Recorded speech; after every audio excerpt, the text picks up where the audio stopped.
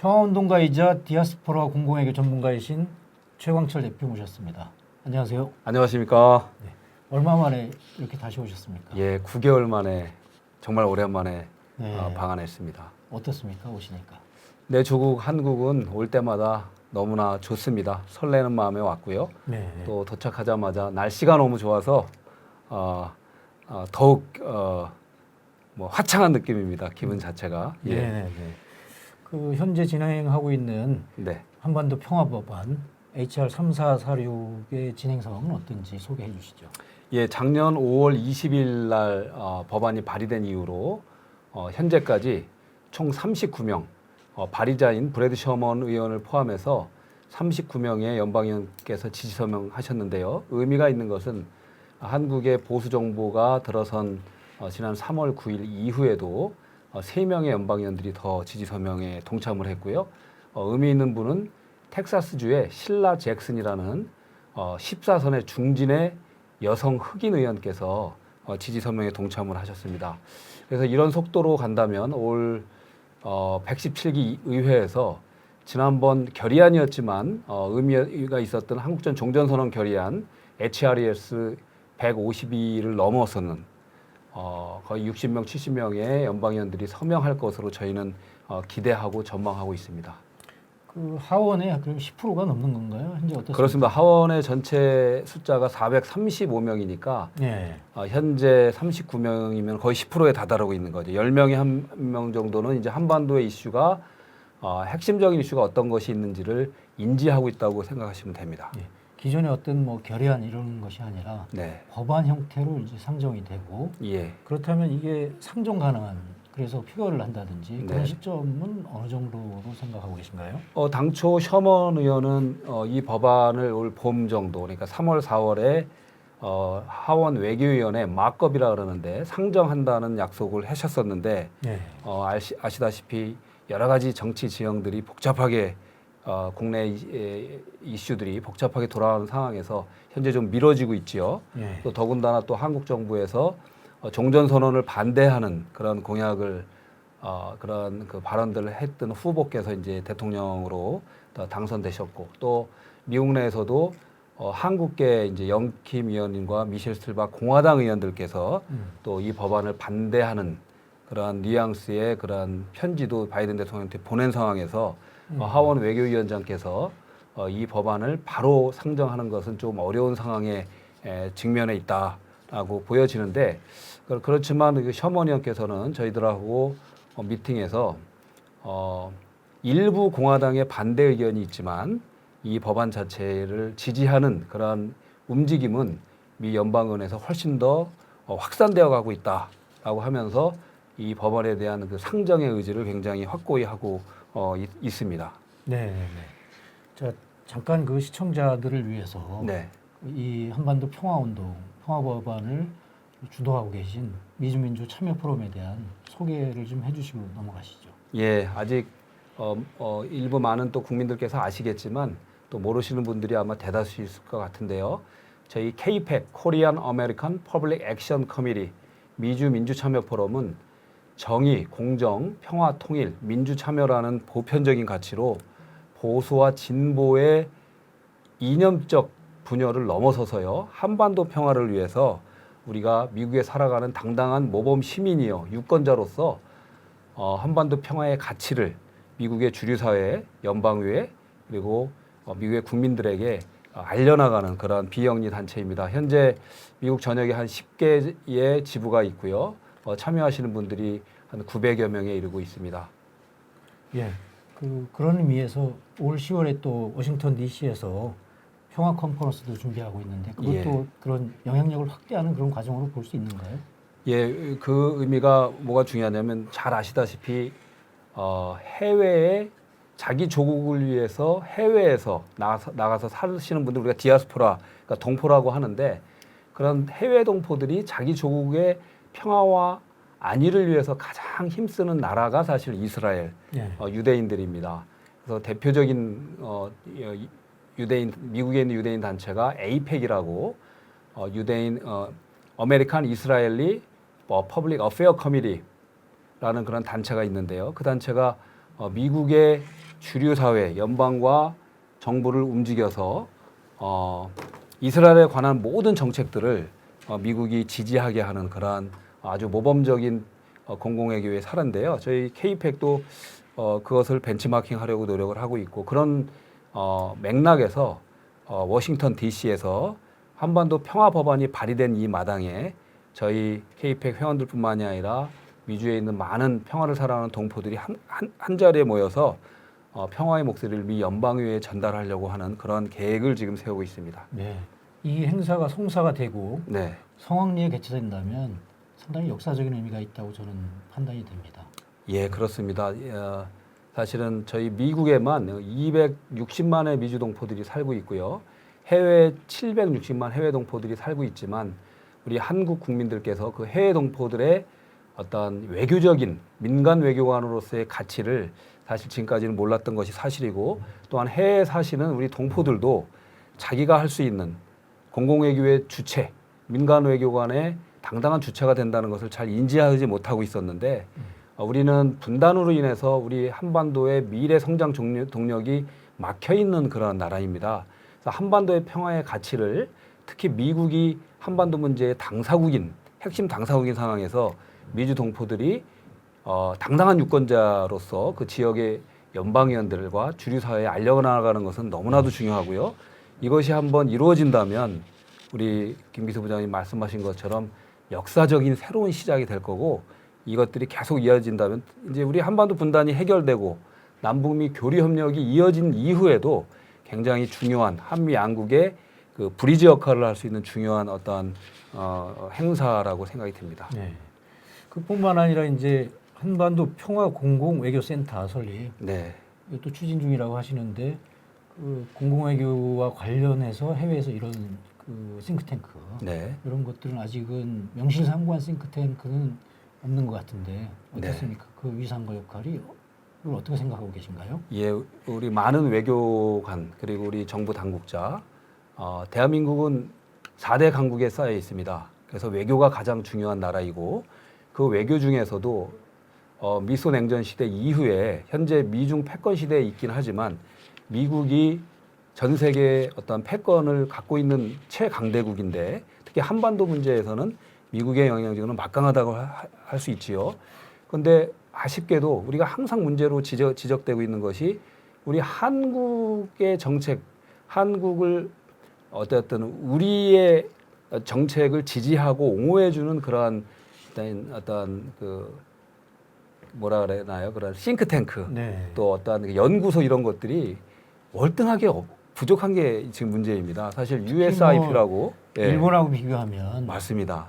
아주 압도적 열세에 있는 예, 그렇습니다. 것이 이 분야인 것 같습니다. 예, 예. 그래서 그런 맥락에서 저희가 물론 우리 정부도 노력을 점차 많이 해나가고 있는 것으로 알고 있는데 저희가 민간 차원에서 일본의 예를 지금 말씀하셨는데 일본 같은 경우는 재팬 파운데이션이라고 해서 거기에서 정부 차원에서 또 엄청난 노력을 하고 또 민간 차원에서도 사사가와 재단이라고 해서 민간의 기업들과 들이 많이 참여해서 그런 노력을 미국의 많은 공공외교 어떤 연구소 정책 연구소에 지원을 하고 대학의 연구소들에 지원을 하고 있는데 우리 정부가 할 부분 정부들이 해나가고 또 우리 기업들이 해나갈 부분 해나가면서 우리 또 민간 차원에서 해외 동포들이 앞장서서 우리의 재정으로 한반도 평화 공공외교 센터를 설립하는 것을 지금은 적극적으로 고려하고 추진해야 된다라고 생각하고 있습니다. 네. 무슨 일이든지 환경이 굉장히 중요한데요. 예.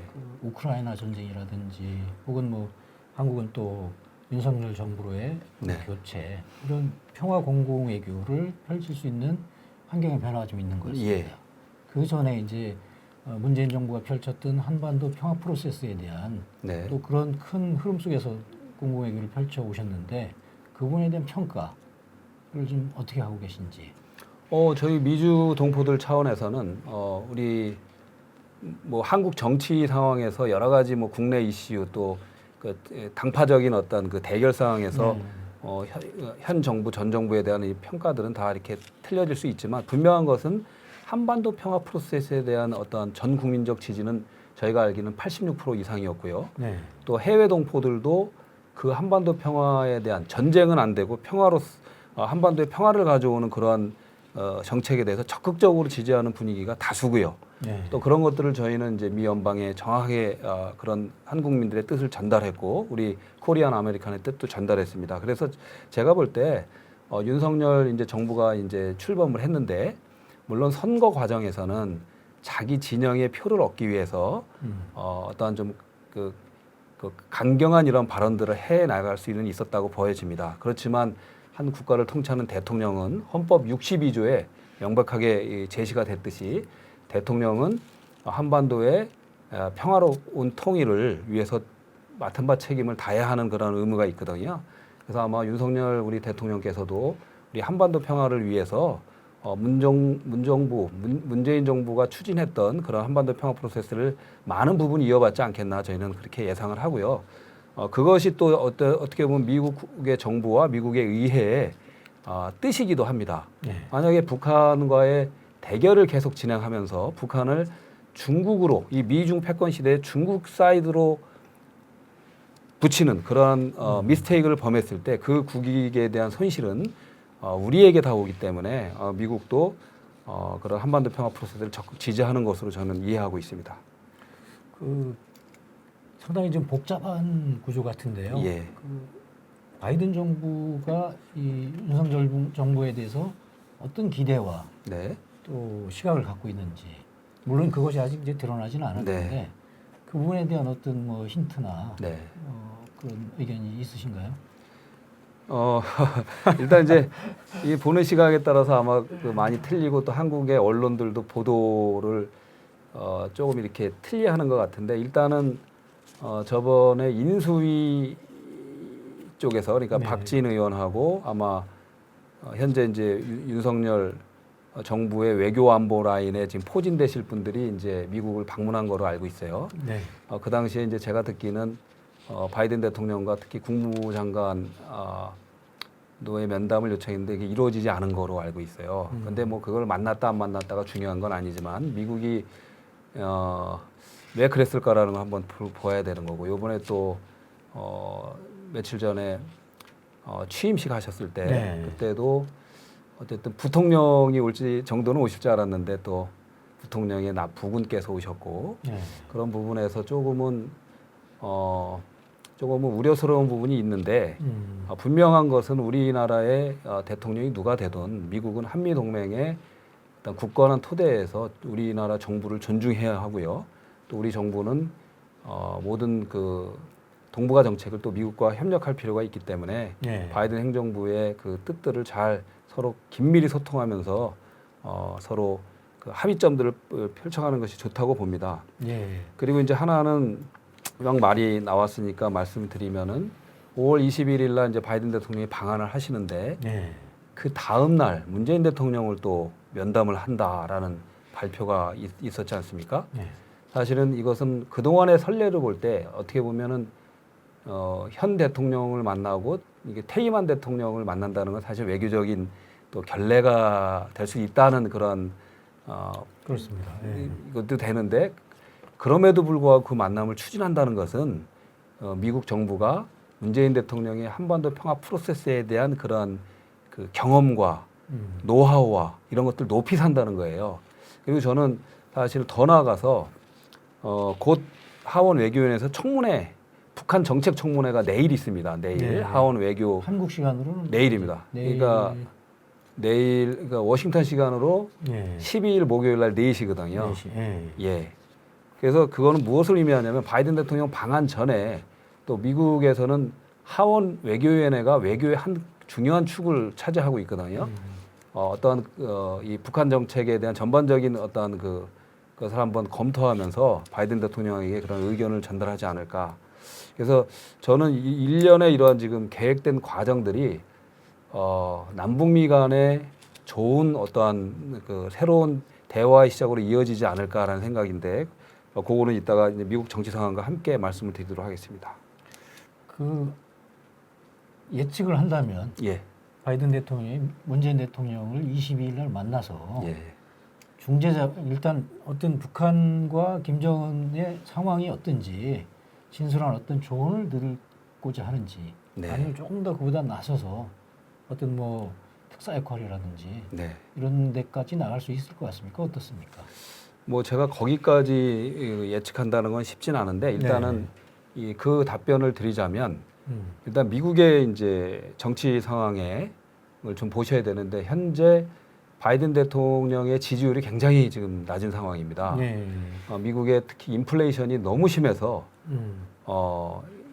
일반 미국의 보통 시민들이 현 민주당 정부에 대해 느끼는 실망감은 굉장히 지금 크거든요. 네. 또 미국이란 나라가 사실 그 나라의 리더는 굉장히 밝고 적극적이고 액티브한 그런 모습을 원하는데 또 바이든 대통령의 연세가 네. 좀 고령이다 보니까 그런 모습들이 좀 안 보이고 또 매주 주말 되면은 댁으로 가셔서 쉬시고 열심히 일하는 모습보다는 그런 것들이 특히 이제 국내외 여러 가지 인플레이션 문제 또 국내 어떤 그 민주당과 공화당의 정책 이슈에서의 어떤 갈등들 이게 맞물리면서 현재 그 민주당이 이번 11월 8일 날 중간 선거에서 대패할 가능성이 굉장히 높다고 모든 전문가들의 지금 진단인데요.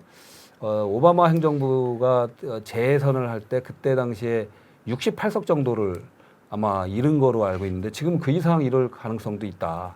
상원도 현재 50대 50의 상원 구조가 공화당으로 확 깨질 수가 있고 하원은 아주 대패를 할 수 있다라는 거예요. 네. 그래서 바이든 대통령에게 어떤 큰 성과가 필요한데 국내 이슈들을 한꺼번에 이렇게 해결하지는 없겠지만 가장 외교적인 측면에서 또 그 트럼프 대통령의 공화당의 정책도 이어받으면서 초당적으로 해결할 수 있는 사실은 그 이슈가 북한입니다. 예. 지금 아프간 사태로 인해서 아프간 철군으로 인해서 외교적으로 엄청나게 점수를 깎인 상황이고 또 현재 우크라이나 사태로 인해서 초창기에는 어느 정도 점수를 얻다가 이게 장기화되면서 결과적으로 이 전쟁을 못 막고 결과적으로 러시아의 일정 부분 승리를 안겨주는 모양새가 되는 그런 가운데서 굉장히 궁지에 몰려 있습니다. 그래서 그런 정치적인 측면에서도 또 이 부분은 북한 문제를 외교적으로 풀었다는 것은 대단한 노벨 평화상감의 어떤 외교적인 성과이거든요. 그래서 지금 바이든 대통령이 급하게 또 이런 외교적인 약간 결례라는 어떤 그 모습을 비춰짐에도 불구하고 문 대통령을 만나서 여러 가지 이 상황들을 들으려고 하는 그런 거로 저는 이해하고 있습니다. 그게 어떤 뭐 정보에 기초한 분석인가요? 아니면 뭐 순수한 어떤 상황을 분석하시는 저는 이제 어떻습니까? 저는 민간인이기 때문에 네. 제가 뭐 어떤 정보를 정부기관이나 그런 거를 얻지는 못하고요. 그런데 저는 유권자로서 어떤 연방의원들하고 대화할 시간들이 꽤 많이 있고 또 뭐 연방의원들이 또 기자들이나 언론에 이렇게 잘 얘기는 하진 않으시지만 우리들한테 솔직하게 대화하는 게 있고 또 1년에 저희들이 K-팩이든 많은 한반도 평화를 위한 분들이 연방의원들에 전달하는 그런 메시지가 현재 미중 패권 시대에 북한을 러시아까지 됐죠. 중러 글로 붙인다는 거는 굉장한 미스테이크가 되는 거예요. 그래서 지금은 그런 메시지를 저희들이 굉장히 지속적으로 전달하고 있고 또 우리 역사도 또 얘기합니다. 우리 그 북중의 역사, 그러니까 한중의 역사, 한일의 역사, 북중의 역사, 또 북일의 역사들을 얘기하면서 절대 사실 북한도 중국을 믿지 않습니다. 그래서 사실은 북한이 미국에 손을 내밀고 있는 거고 또 지금 올해 들어서 미사일 발사를 지금 14번 했지 않습니까? 그것도 사실은 계속 대화하자는 그런 사인이었고 또 어떻게 보면요, 좀 긍정적으로 보면은 바이든 행정부도 북한이 가만히 있는데 먼저 뭘 하자라고 할 수는 없는 형편이었는데 북한의 이런 미사일 도발이라고 할까요? 미사일 실험이 계속되면서 이런 북한과의 대화의 명분이 생긴 겁니다, 지금. 그죠? 그래서 여러 가지 지금 국내적인 정치적인 이슈 또 여러 가지 환경이 지금 다시 북미 간의 회담을 시작할 절호의 어떠한 기회를 맞고 있다. 그렇게 파악하고 있습니다. 그 북한이라는 변수가 그만큼 국면을 돌파할 만한 그런 중대 변수로 그 미국에서 인식을 하고 있나요? 그렇게 인식이 안 되고 있죠. 지금 예를 들면은 아니 그렇다면 와서 그 바이든이 지금 우크라이나도 복잡한데 협상에서 굉장히 어려운 까다로운 존재인 북한과 다시 협상하는 게 어떤 득이 있으리라고 보겠냐는 거죠. 어떻습니까? 지금 이렇게 보시면 됩니다. 지금 우크라이나 사이로 굉장히 복잡한 상황이었는데 바이든이 일본을 방문하고 한국을 방문하는 거예요. 예. 똑같이 보시면 됩니다. 어쨌든 미국이 우크라이나 하나에만 묶여 있는 나라는 아니거든요. 어쨌든 미국이 바라보는 가장 큰 그림은 미중 패권에서 중국입니다. 지금 러시아가 잠깐 끼어드는 그런 모양새가 됐고요. 사실은 뭐 미국에서도 러시아를 적으로 삼지 말고 우리 미국 편으로 들어서 중국을 견제하는데 힘을 보태야 된다고 했지만 어쨌든 전선은 그쪽까지 확대가 된 상황인데 만약에 북한까지 전선이 또 다른 전선을 만든다는 것은 미국에서는 엄청난 부담입니다. 그런데 오히려 북한과 대화를 하고 남북미 적어도 경제 협력을 시작한다면 교류 협력을 시작한다면 자연스럽게 사실 우리가 대표적인 예가 베트남 예인데요. 베트남이 미국과 전쟁까지 하고 미국에게 큰 창피를 준 나라인데 베트남과 수교하면서 중국의 남방 정책을 맡고 있는 아주 교두보로 아주 잘 활용하고 있지 않습니까? 그리고 전 세계 또 생산 기지로서 지금 베트남의 역할이 커지고 있고요. 그렇듯이 지금 북한도 왜 안 된다는 겁니까?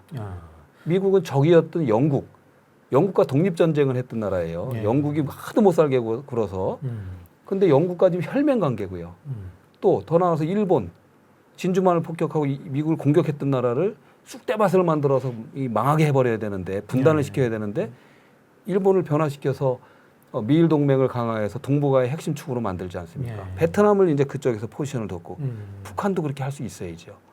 그에 대한 이제 또 반론이 베트남은 핵을 갖고 있지 않았고 북한은 핵을 갖고 있다. 핵 문제라는 것들이 잘 풀리지 않는 한 여러 가지 교류나 이런 부분들이 제재 시스템 속에서 이루어지기가 수월하지 않을 것이다. 그래서 진행될 그런 여지가 많지 않다. 이렇게 또 비관하는 사람도 있습니다. 그러니까 핵 문제는 조금 그 복잡한 문제이긴 한데 제가 핵 전문가는 아니지만 사실은 미국에서 북한이 핵을 갖는 거에서 가장 두려운 것은 핵의 확산입니다. 그 핵이 중독으로 갈까봐 가장 두려워하는 거예요. 그래서 사실 핵 문제를 이렇게 논의할 때 가장 미국에서 그 막으려고 하는 건 사실은 이란 핵이죠. 이란 핵. 그리고 북한 핵이 유출이 돼서 이 중동으로 갈까봐 그걸 가장 신경 쓰는 건데 그래서 지금 셔먼 의원 같은 경우도 유대인이십니다. 사실은 거기에 미국의 중요한 의원들이 그 이스라엘 출신들인데 그분들도 그래서 프리즈하고 정확하게 보고하고 검증하고 단계적인 이런 디뉴클리어라이제이션을 해야 된다라는 얘기에 현실적인 제안을 가장 잘 제시하는 거예요.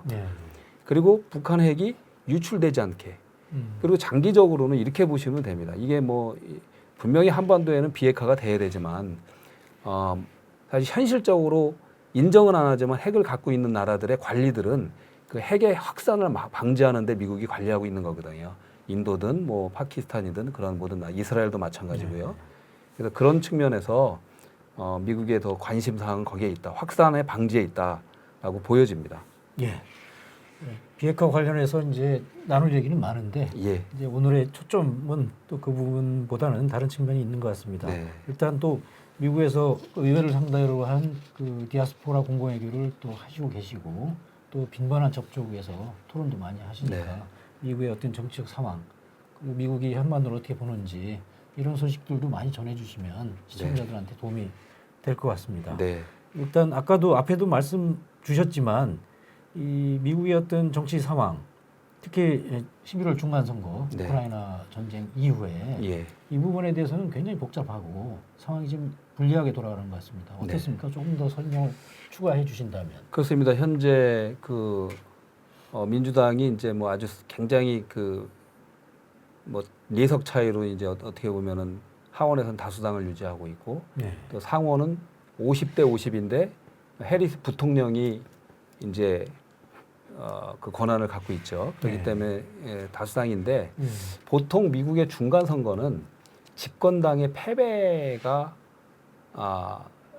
통상적이에요. 그러니까 이게 정권 심판, 견제에 대한 그런 심리가 강하고 거기에다가 더 나아가서는 이제 국내 이슈들 여러 가지 이제 어려움이 특히 이제 지금 경제 이슈가 가장 큰데요. 인플레이션 문제 때문에 이랬을 때는 뭐 거의 뭐 수십석을 잃는 그런 상황인데요. 이런 상황에다가 또 공화당은 차기에 이제 트럼프 대통령이 재출마할 가능성이 거의 뭐 90% 이상 확실시 되고 있고 그래서 공화당도 또 한편으로는 이제 트럼프 당으로 이제 변화하는 그러한 모습으로 가고 있습니다. 또 미국도 뭐 아시다시피 지금 모든 이제 진보 보수의 대결이 너무 심화가 돼서 정치의 어떤 통합적인 정치보다는 굉장히 분열적인 정치 양상을 보여주고 있거든요. 이 속에서 어쨌든 민주당은 질 것으로 예상이 돼요. 거기에서 어쨌든 외교적인 어떤 성과를 날 수 있게 그런 민주당 많은 의원들께서 대통령께 조언하는 것으로 이렇게 보여지고 또 조언을 해야 한다고 저는 보고 있고요. 그러면 2024년에 이제 네. 그 선거가 있는데 어떻습니까? 개인적으로 트럼프가 다시 당선이 될 가능성이 높습니까? 지금 이 상황에서는 그러면은 그럼 우리가 분석 그러면은 네. 윤석열 대통령은 또 2년 뒤에는 또 트럼프와 또 마주해야 되고 그 다음에 또 북미 관계 김정은과 다시 트럼프가 또 회담이 진행되는 건가요? 저는 만약에 이제 바이든 대통령이 진척 없이 만약 임기를 마치신다면 그거는 아마 큰 패착이다라는 말씀을 드리고 왜냐하면 트럼프 대통령은 아마 임기 시작하자마자 1순위로 해낼 수 있다고 봅니다. 그분의 북미 관계 그분은 다시 시작할 수 있다. 탑다운 방식을 선호했고 또 그 존 볼튼이 회고록에서 뭐 트럼프 대통령을 이렇게 공격했을 때 트럼프 대통령이 그때 굉장히 반박을 해요. 하노이 회담도 존 볼튼 같은 저런 네오콘들만 없었으면 성공했을 거다. 저자들 때문에 안 됐다.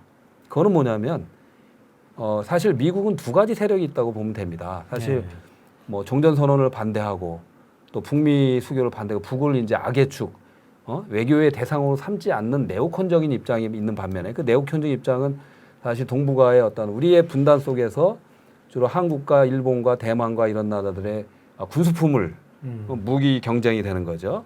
그런 데서 이익을 보는 군수산업체가 백업하는 네오콘의 입장이 있지만 더 커지는 세력이 있어요.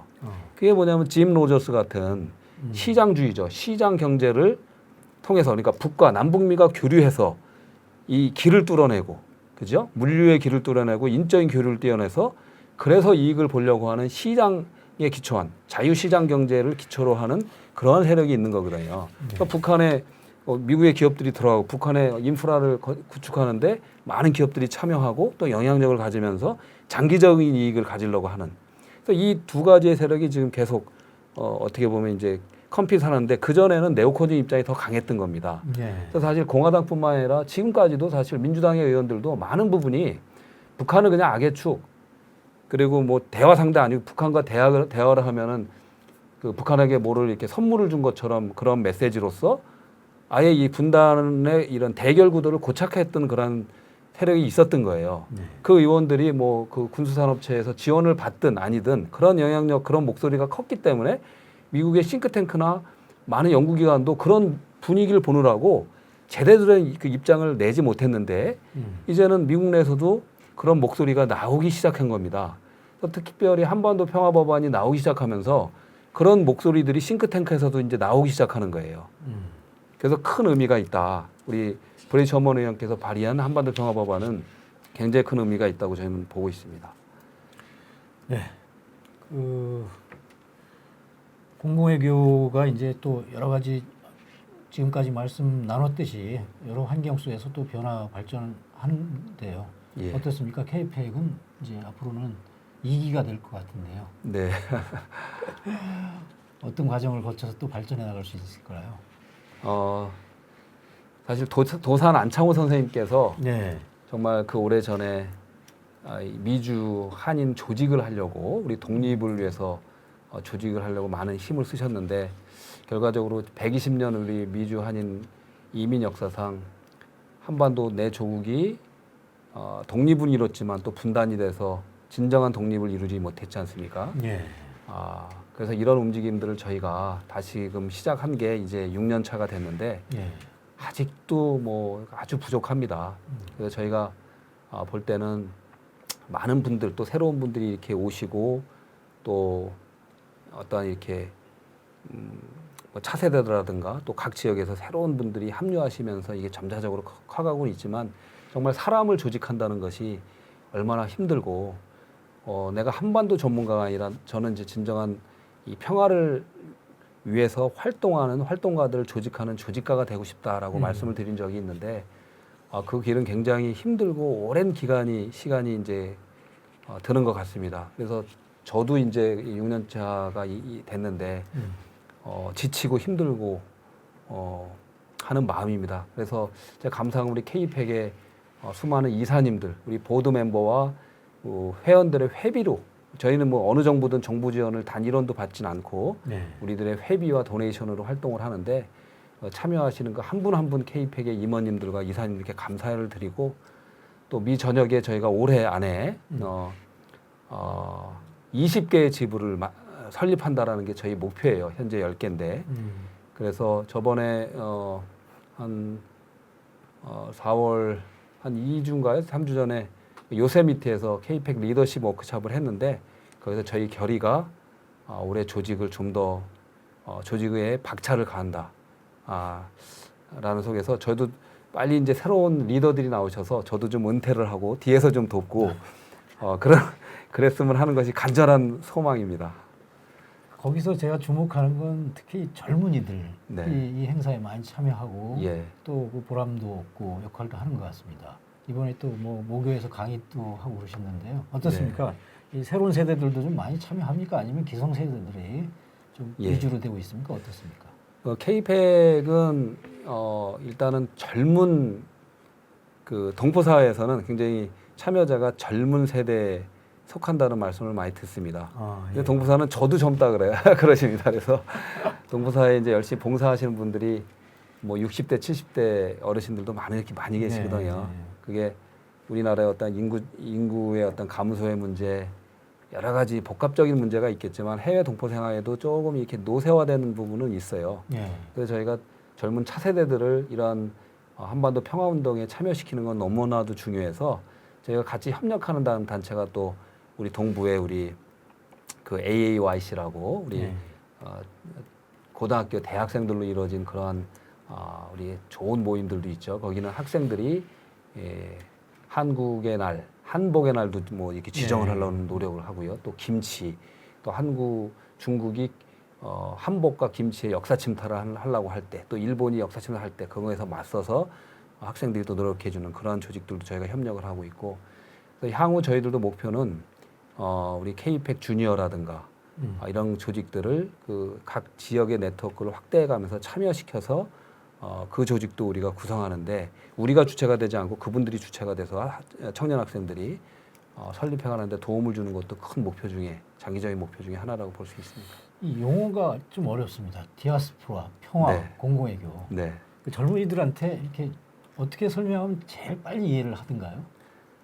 말씀하셨듯이 제가 어제 아침에 이제 제 모교인 경기도 안양의 그 신성고에서 학생들 앞에서 이제 앞에 대면과 또 그 화면으로 교실에서 보는 강연을 했는데 교장 선생님께서 와 이렇게 많은 되게 이제 아침 일찍 시간이니까 학생들이 처음에 시작하기 전에 좀 자두 뒤에서 이해해 주십시오 그러길래 아유 괜찮습니다 저희들도 뭐 강연 들으면 많이 졸고 합니다 그랬는데 저는 근데 눈이 동그랗 번쩍번쩍하고 이렇게 많이 듣는 거예요.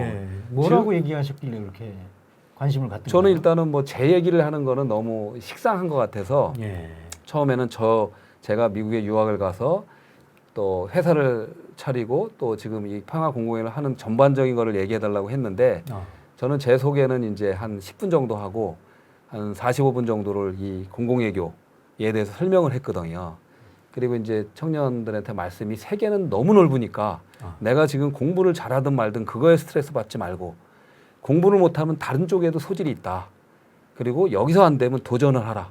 그리고 꼭 미국에도 유학을 오고 전 세계에 많이 여행도 하고 이제 그런 말을 전달했고 또 여러분들 중에서도 외교관도 나올 수 있지만 여러분들의 직업이 의사가 되고 선생님이 되고 또 뭐 건축사가 되고 많은 직업들로 가겠지만 그 직업 속에서 내가 대한민국을 빛내는 외교관이 될 수 있다. 그러니까 여러분이 외교 주체라고 하니까 눈이 번쩍번쩍 하는 겁니다. 질문이 시간이 없어서 질문을 못 받을 정도로 6개를 받았는데 학생들 질문이 너무나도 훌륭해요. 예를 든다면 어떤 질문이 제일 예를 들면은 이제 북한과 지금 이런 것들 막혀 있는데 정말 지금 말씀 들어보니까 남북미 교류가 너무 중요한데 우리는 뭘 할 수 있겠냐. 그래서 제가 이제 말씀드린 게 사실 북한이 대화를 안 하더라도 여러분들이 청소년들이 제가 뭐 신성고등학교에서 북한 연구소를 하나 만들어 봐라. 예. 그래서 북한의 어느 고등학교를 지정하든 거기에 계속 낙낙낙을 해라. 그래서 어느 기회가 왔을 때 정말 두 학교가 교류해서 그러 하는 걸. 근데 그런 게 준비가 안 돼 있을 때는 우리가 기회가 생겼을 때 아무것도 할 수 없다. 뭐 이런 얘기들부터. 예. 그래서 저도 지금 앞으로 이 청소년을 대상으로 이게 평화 공공외교를 좀 많이 강연해야 되지 않나라는 생각도 많이 들었었습니다. 네. 그 청소년으로 영역이 확대되는 것뿐만 아니라 또 디아스포라 평화 공공외교가 그 영국이라든지 뭐 독일, 프랑스, 중남미까지 이렇게 확산되는 그런 뉴스들이 많이 들려왔는데 그 상황은 어떻게 되고 있는 겁니까? 그렇습니다. 작년 저희가 9월에 인터뷰를 한 이후의 상황인데요. 현재 브렛 셔먼 의원의 한반도 평화 법안이 미의회에서 발의된 이후에 영국에서 또 의원들께서 관심을 가져서 영국의 에드 데이비 그 자유민주당이죠. 자유민주당 총재세요. 그리고 영국 의회에서 친한 의원 연맹의 어쨌든 대표시기도 한데 그분께서 셔먼 의원과 화상 회의를 하셨어요. 저와 이제 영국의 또 한 분께서 이제 참여하셔서 네 명이 그쪽 보좌관들하고 같이 이제 참여해서 회의를 했는데 영국에서 현재 그 한반도 평화 법안을 지지하는 결의안이 발의돼서 13분이 지금 지지 성명하고 계시고요. 그리고 화상 회의 때 어떤 결의안이 나왔냐면 이 한반도의 정정과 평화를 촉구하는 결의안들을 영연방 모든 국가에서 함께 노력한다. 그러니까 캐나다, 영국뿐만 아니라 캐나다, 뉴질랜드, 인도, 호주까지 그러니까 그런 노력을 하겠다고 지금 결의가 된 상황이고요.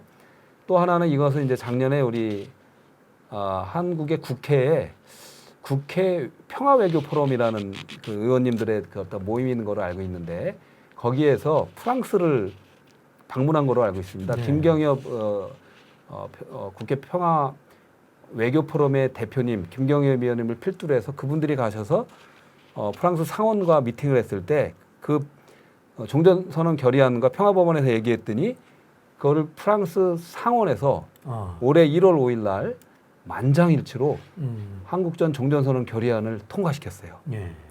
그래서 이게 국제적인 어떤 동조를 얻는 그런 모양새로 가고 있고요. 또 브라질이나 또 곳곳에서 뭐 영국뿐만이 아니라 또 민주평통을 중심으로 해서 우리 이렇게 K-팩과 함께 이런 K-팩의 뜻, 그러니까 우리가 동포로서 세계 각지의 거주국의 당당한 시민으로서 우리 한반도 평화 가치에 대해서 당당하게 이야기하는 그런 움직임들이 확산되고 있습니다. 그래서 또 그 중에 거기에서 민주평통도 많은 역할들을 하고 있다.